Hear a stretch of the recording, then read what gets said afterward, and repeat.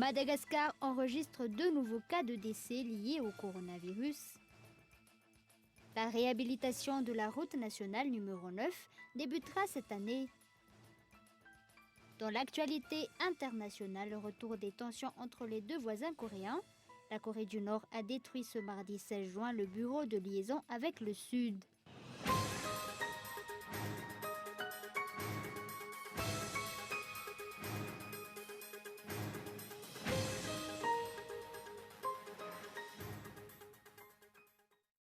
Bonsoir, c'est l'heure du journal en version française sur Cool TV. À la une de l'actualité, 2 décès liés au coronavirus ont été annoncés pour aujourd'hui. Le centre de commandement opérationnel d'IVAT a également recensé 27 nouveaux cas positifs et 33 nouvelles guérisons. Henri Floria. D'après l'annonce effectuée par le centre de commandement opérationnel IVAT, Madagascar enregistre 27 nouveaux cas positifs au Covid-19 et 33 personnes ont pu vaincre la maladie. Il y a 27 nouveaux cas positifs et 33 nouvelles guérisons. Il y a 2 décès et le nombre des patients qui présentent une forme grave a diminué, car 6 personnes ne présentent plus une forme grave. Au total, 16 093 tests ont été effectués depuis le début de la crise sanitaire à Madagascar. Ces nouveaux chiffres se répartissent comme suit. Parmi ces 47 cas positifs, 23 cas ont été relevés par l'Institut Pasteur de Madagascar et le centre d'infectiologie Charles Mérieux a effectué 70 tests et a relevé 4 cas. 21 sont localisés à Antananarive, 3 à Tuamasin et 3 autres sont localisés à Amadzang. Même si la vie quotidienne commence à reprendre son cours normal, les citoyens doivent toujours redoubler de vigilance car le virus circule toujours. Les mesures sanitaires et les gestes barrières doivent toujours être respectés à la lettre. La réhabilitation de la route nationale numéro 9 débutera cette année. C'est ce qui a été confirmé par le ministre de l'Aménagement du Territoire et des Travaux publics durant sa descente à Tuléar. Par ailleurs, la réfection de la route nationale numéro 13 est aussi à l'étude. La réhabilitation des infrastructures routières déjà existantes à Madagascar fait partie intégrante des promesses présidentielles. La réhabilitation de la route nationale numéro 44 se poursuit comme il se doit, mais la réhabilitation de la route nationale numéro 9 se fera cette année également. Le numéro 1 du MATP, Ad Anjianenarvel, a expliqué que l'appel d'offres a déjà été effectué et les travaux devront débuter incessamment et que dès l'année prochaine, le pont de Bévoy devrait être réhabilité et sera accompagné par la construction d'un barrage pour arroser le Bamangouki. En ce qui concerne la route nationale numéro 13, les appels d'offres seront effectués ce mois de juin. À ce responsable de faire savoir également que les négociations avec les partenaires battent leur plein pour d'autres projets. La réfection des routes nationales numéro 13 et 19 est aussi à l'étude. D'après toujours les explications, l'objectif est surtout de réhabiliter tout le long de la route nationale numéro 12 qui relie directement la route nationale numéro 9 et numéro 34. L'IITA manifeste sa satisfaction par rapport à la gestion du secteur minier à Madagascar. Toutefois, le chantier est vaste et il reste beaucoup à faire pour améliorer le secteur. Gaëtan Andjietslav. Au mois de décembre 2019, Madagascar avait déposé le dossier pour validation sous la norme IITA. Aussitôt, Extractive Industries Transparency Initiative a dépêché des experts à Madagascar pour effectuer un état des lieux. Les efforts déployés par le pays pour le secteur minier sont très encourageants.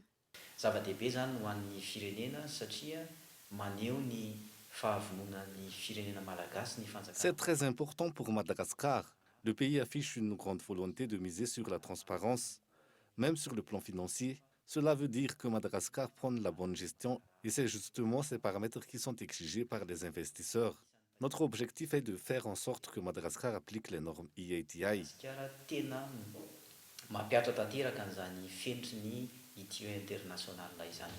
Madagascar se démarque pour les transparences dans le secteur. En effet, plusieurs informations sont rendues publiques à Madagascar.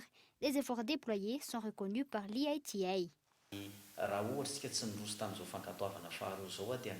Le fait d'avoir déposé les dossiers sur la deuxième validation veut aussi dire que Madagascar est prêt pour la transparence. L'EITI exige une transparence de gestion dans le secteur minier. Pour Madagascar, l'objectif est de bien gérer le secteur afin que les richesses soient distribuées équitablement. Jusqu'à l'heure actuelle, 52 pays, y compris Madagascar, sont membres de l'EITI. Face aux effets néfastes engendrés par le coronavirus, la prévision au niveau de la recette publique ne sera pas atteinte d'après les explications de la Direction générale des impôts. Le manque à gagner s'élève à 75 milliards d'ariars. Ce montant provient essentiellement du secteur du tourisme. Michela Ranardzon. Comparé aux 5 premiers mois de 2019, les 5 premiers mois de 2020 n'ont pas trop connu de changement en ce qui concerne l'entrée des recettes fiscales. On avoisine les 67% des collectes de recettes. Bien évidemment, on a posé notre prévision. La crise sanitaire a eu des répercussions sur la collecte de recettes car il y a eu des allègements au niveau du paiement des impôts. 1160 milliards d'ariars de recettes fiscales ont été récoltées aux 5 premiers mois de 2019. En 2019, les recettes fiscales s'élevaient à 2874 milliards d'ariars. Pour cette année, l'objectif était au départ de collecter 4029 milliards d'ariars. Indéniablement, ce chiffre ne sera pas atteint. Toutefois, et d'après les estimations, les autorités devront pouvoir collecter 2757 milliards d'ariars. 3 secteurs ont bénéficié des allègements au niveau des paiements des taxes et impôts. Le manque à gagner s'élève à 75 milliards d'ariars jusque-là.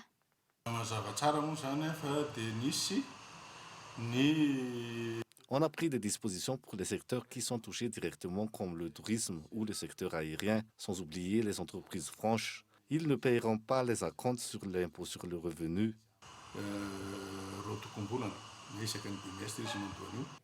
En outre, le secteur privé devrait rencontrer le président de la République demain. Le secteur privé attend toujours une solution concrète de la part de l'État.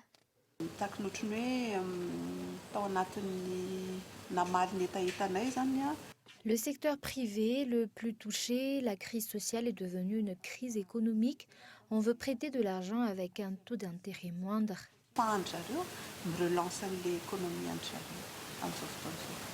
Tous les pays du monde traversent la même difficulté en cette période de pandémie. L'issue des discussions entre le secteur privé et le président de la République est très attendue. Après l'étude des impacts environnementaux, le permis environnemental pour la construction d'un barrage à Saoufk a été remis officiellement. Un barrage qui peut produire jusqu'à 130 MW d'énergie et peut ravitailler les besoins d'Antananarive et d'Antsirabe, Gaëtan Andjetslav. Le permis environnemental pour la poursuite du projet Saoufk a été remis officiellement ce jour. Les dossiers ont été étudiés dès le mois d'août 2019. Toutes les parties prenantes, y compris la société civile, ont été consultées sur le sujet. En outre, des suivis sur le respect de l'environnement seront effectués. La prochaine étape, en ce qui nous concerne, est le suivi du cahier de charges. Mais pour eux, c'est de faire en sorte que le projet avance comme il se doit. Depuis le début de l'année, 17 permis environnementaux ont été remis. L'Office national de l'environnement a rappelé qu'il revient à tout un chacun de dénoncer les infractions environnementales ou encore les affaires de corruption. On tient à rappeler que si jamais il y a des suspicions de corruption dans les attributions des permis environnementaux, il faut savoir dénoncer. Je dirais même que c'est un devoir de dénoncer des cas pareils. Accompagné par la nouvelle énergie hydroélectronique de l'UNIVE, Saoufk peut produire jusqu'à 130 MW d'énergie. La mise en place de cette infrastructure peut prendre jusqu'à 5 ans et l'exploitation du projet durera 35 ans et les énergies produites seront dispatchées par la JIRAMA.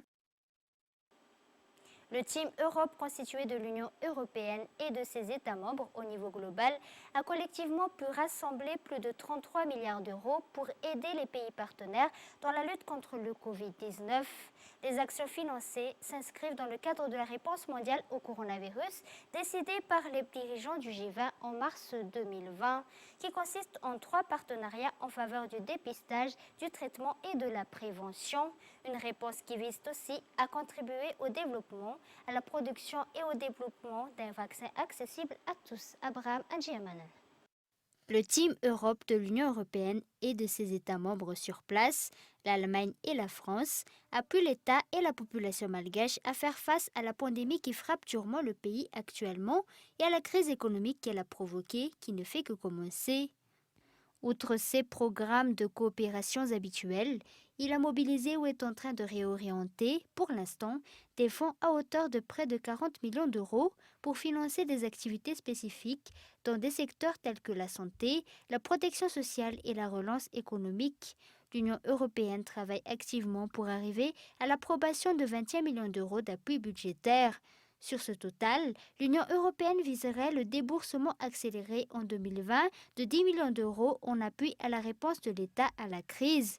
Le financement d'activités pour 3 millions d'euros via des organisations de la société civile dans les secteurs de la santé et de la protection sociale dans les zones les plus touchées.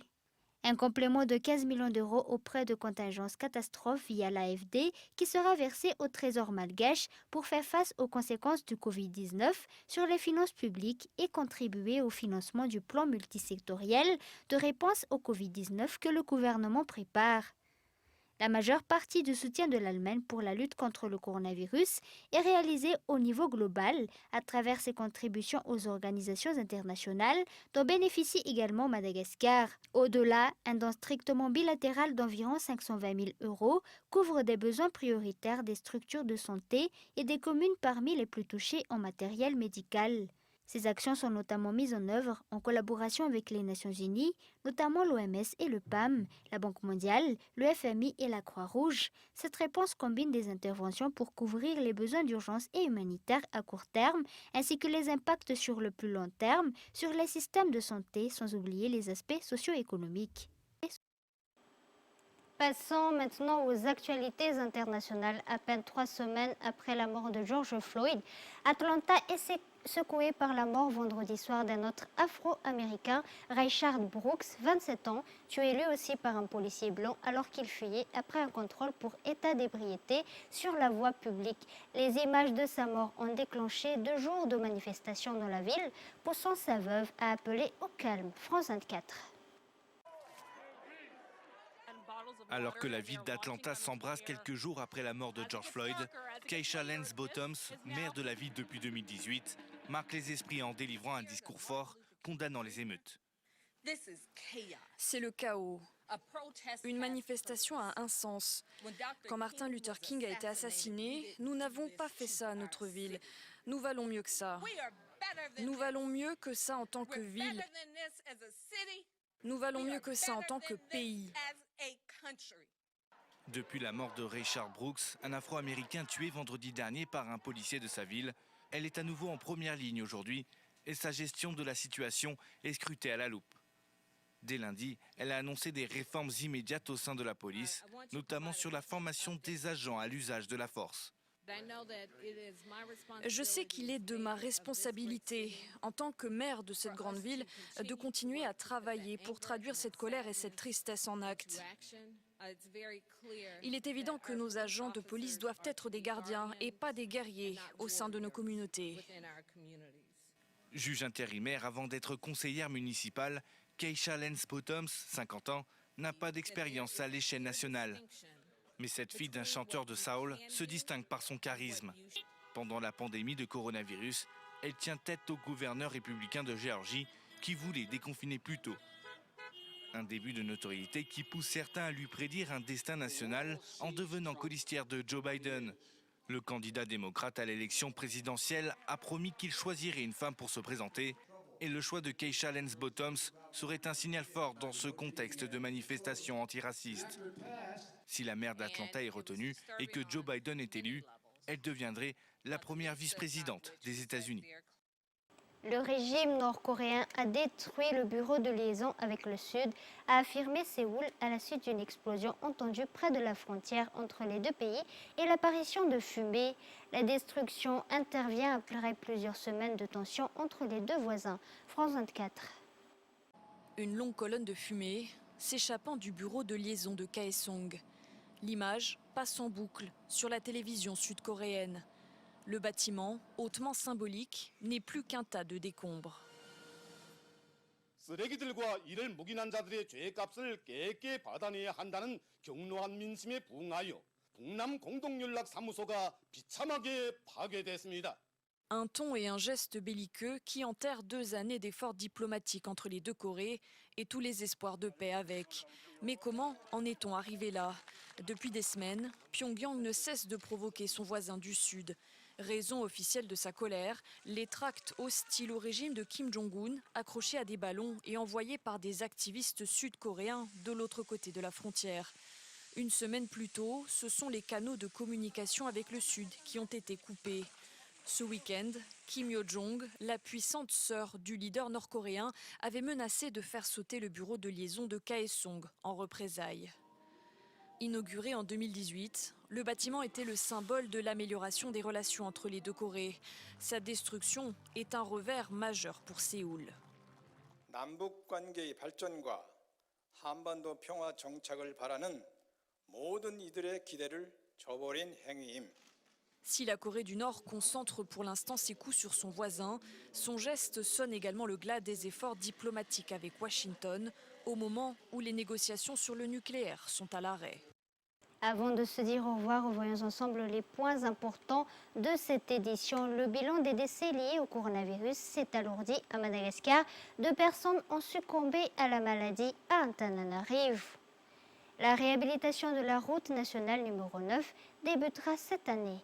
Et dans l'actualité internationale, retour des tensions entre les deux voisins coréens, la Corée du Nord a détruit ce mardi 16 juin le bureau de liaison avec le Sud. Fin du journal, merci de l'avoir suivi jusqu'à la fin. Excellente suite de programmes sur Côte TV. Au revoir.